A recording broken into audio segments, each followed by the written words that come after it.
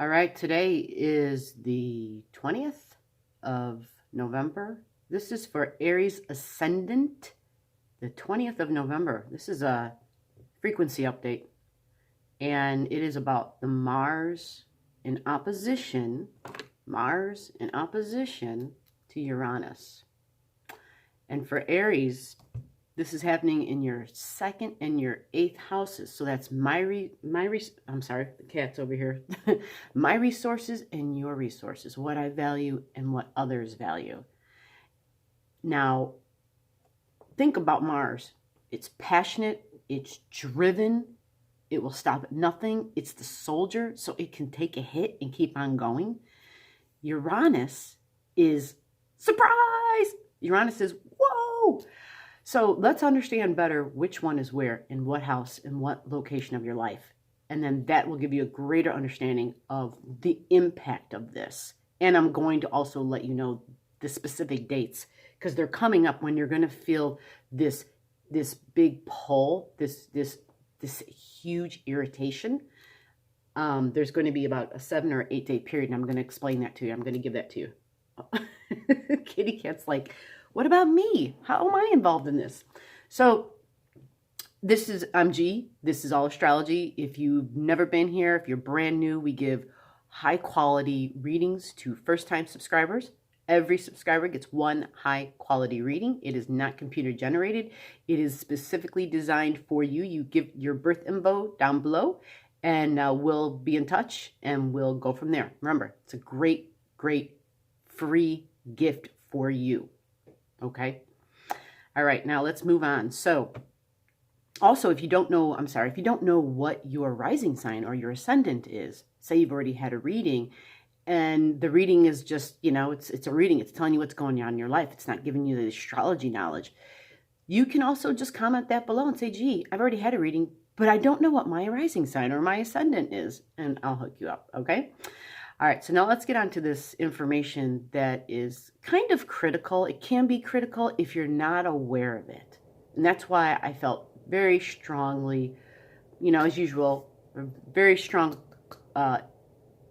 impressed to say something and to share this. So the warrior and the surprise, right? You got the fighter down here and you've got the big surprise over here. For Aries Ascendant, Aries Risings, this is your 8th house, okay? Your 8th and your 2nd. Your 8th house is where you have Scorpio, okay? And in that location, actually it's a really nice location because, well, it's at home there. So it's super intense. Your energy is super concentrated. For Aries Ascendants, you've got Aries and Aries. You've got Taurus and Taurus. You've got Gemini and Gemini. So you're a very authentic individual. When people meet you, when people talk to you, they can easily see that you're pretty much who you present yourself to be. On some level, they can understand, they can feel like they're not being fooled and played with because of the concentration of similar energies in their home locations, okay? Now, having Scorpio there in that house and having Mars there, Mars is at home there. Mars is a ruler of Scorpio, as is Pluto, but Mars is at home. So when a planet is at home, it's super strong there. It's well placed. It's in a great spot. Let's talk about what that means for you. So Mars is about, I am driven. I will stop at nothing. Now the 8th house is other people's resources, what other people value, other people's money. But it's more than just that. It is a metaphysical house. It is the house of the other side. It's the house of the unknown. It's the house of, oh my God, I can't see my hand, right? It's the house of connecting with spirit, okay? Depending upon where you are in your level of evolution, you could be connecting with spirit and beyond. You could be extending yourself all the way into the Sagittarian energies and the Capricorn and the Aquarian and the Pisces and connecting with Source. Now, this weekend coming up, the 23rd and the 24th, is that beautiful time when the galactic center and Jupiter and Venus are all touching in. Okay, and that's in your 7th house. But it's a gift of some sort. It's a connection of some sort. And it's in Sagittarius. So because it's in Sagittarius, it's very expansive. And Sag is not just about the Earth, but it's about the Earth and it's about the solar system and beyond. It's very cosmic. Very cosmic. So it's a very good time to possibly be connecting with Source and with things that are beyond, just not up into the astral realm, but beyond the astral realm, okay? So for those of you that are in that line of work, or for those of you that are looking to get into that line of work, I want you to understand something here. This 8th house Mars situation, the 8th house represents our deep emotional world. It goes deeper than the Cancer stuff. The Cancer stuff is childhood stuff. So this is different. This is deep in the sense that there's bonding between your energy and your emotions. And this is the opportunity to do deep healing, deep energetic healing that you couldn't have done in any other way. So having Mars there, it gives you the ability to be like, you know what? It's time. It's time to release some of this crap that's on the my pain bodies, my emotional bodies, okay? It's time to release that deep stuff. And it was connected to other people. It was connected to the other experiences that included other people. And it could most definitely include that past life crap as well.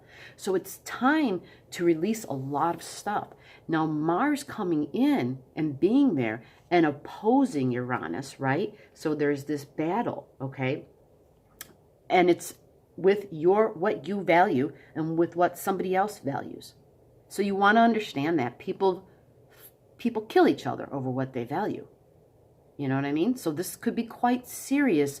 Now, this isn't going to be detrimental for people across the board who are Aries risings. It has everything to do with whether you have a planet, other planets in this 2nd or this 8th house, right? You could have your sun there. You could have your moon there. If you have your moon in either house, this could be a time where you really have to just be super aware of your words and of your thoughts and of your actions. It might be a time to say, you know, enforce the whole timeout rule on yourself. Really monitor, really coach, really parent yourself. But this is a great time for some healing. And I'm excited about this because Mars is born, okay? Mars was born the beginning of November. And it is coming to a place where it is no longer considered dangerous. But at the same time, because it's opposing Uranus, there could be surprises. And there could be surprises in the area of your resources and what you value, okay? Because it's being challenged by others and their values. And the idea here is to know this in advance. And the dates, there's super sensitive dates. And these super sensitive dates, it's like from the November 21st to November 28th, okay? And on those days, you're just simply to have a heightened sense of your awareness. Raise your consciousness. Every time we choose to raise our awareness about ourselves, how we're thinking, how we're feeling, how our feelings affect our thinking, and how we're speaking to others when we relate, every time we do that, we are initiating our soul's growth. We are taking our own evolution into our hands, and we're literally creating at that moment. That is an act of initiation. We right then and there are saying, you know what? I am going to pay attention to this. I'm going to see if G knows what the hell she's talking about. I'm going to see if her reading the energy is legit. I want to know, does this stuff work, right? But more importantly, I want to know if this works for me. Will this line up with a cycle in my life? And can I see it? Can I recognize it?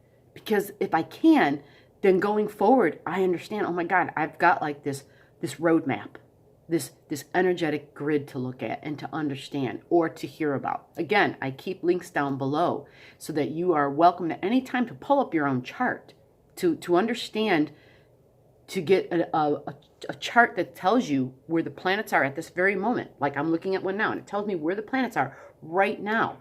And if I know that I have Scorpio in my 8th house, I just look where Scorpio is, and then I see, oh my gosh, right now it shows that Mars is at 0 degrees and 54 seconds, that Mercury is at 11 degrees and 35 seconds, which means it's standing still, by the way, and it's about to go direct, right, in a couple days on the 21st.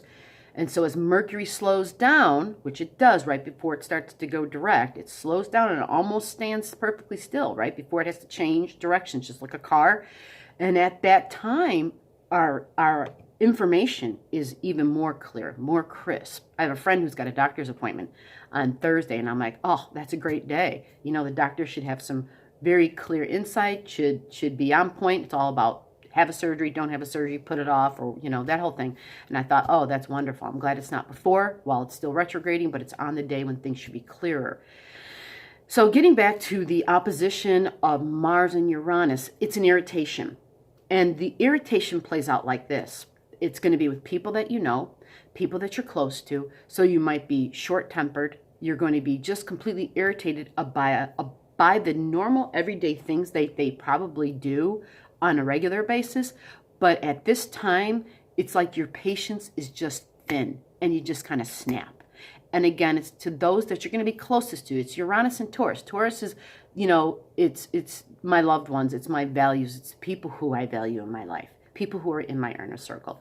Now, it's going to be in regards of your resources, regards to your values, what you value, your money, your material, tangible things. Okay? Aries Ascendant. And what others value, their material, tangible things. So those are the areas in your life where it's occurring. Now, again, this does pull into play. I love talking about Mars in the 8th there because of the fact that there's this possibility for some deep healing. And this is during the same time that we're getting the blessings from Jupiter and from Source, the galactic center, and from Venus. So what I want to see is people understanding what's at play, understanding the kind of cards that they're holding, and to use them to your advantage, to literally step in and say, I'm going to create. I am going to choose. I am going to make a decision. I am going to do something positive and something productive to better advance myself and my growth and who I am as a human being, or I should say who I am as a being living here in this world, in this plane, living in this physical body, and how do I best exist in that way, and making choices that then support that understanding. I also want to touch in and talk about the new moon. The new moon is coming up on the 26th of November. I didn't do a video on this, and I'll probably do another video next week specific to signs, talking more in detail about that. It's a very big new moon. It's a huge new moon. Huge, huge, huge. Huge because of the energies that came in previous to it, right? I was talking about the galactic center. That's on the 23rd. The very next day on the 24th, we literally have Venus and Jupiter sitting on top of each other, like just together. Venus is very beneficial, okay? Venus likes things to be peaceful and smooth, and it's all about compromise and relating, right? Venus loves things to be beautiful and loves beautiful things. Yeah, that's kind of the same thing, but not really. She loves beautiful things, but she likes things in general to be beautiful. Like for me, I like things to be clean.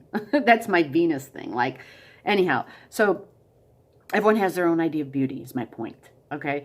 And she's going to be with Jupiter. So coming in and after getting that information, a lot of us are going to receive information and receive gifts, so they could be tangible and non-tangible. And some people could, depending upon what's there, could get some big stuff coming. Now, take this knowledge, take these gifts, take this energy, take this information, and use it to set your intention. Now, the new moon's on the 26th, and we don't recommend setting intentions until a few days later. And what I will do is we'll have videos up. Miss A might be with me in these videos coming up, where we'll talk about what location it's going to be for you in your chart. And when you know that, then you focus your desires, your wants, your intentions. You basically make your commands, this shall be, and so it is, based upon what location it is in your chart. Because that way, you really are utilizing the energies that are at work, and you understand it better to just make a more productive intention, which brings you your results, which manifests. Okay? So be on the alert from the 21st to the 28th. Hold your tongue, but get the energy out. Okay, Ascendants, Aries Ascendants, get the energy out by being productive in other ways. Don't be frustrated and don't lash out at someone to the degree where you're saying things that you regret. just make sure that you understand you're going to be feeling very fighty, right? Very irritated and want to snap off. So knowing this in advance, express what you need to express. Just plan how you're going to say it, right? Be clear, be concise, be kind. The three, well, they're not really the 3 C's, but you know what I mean. Clear, concise, and kind to say what you got to say. All right, I'm out. Thank you.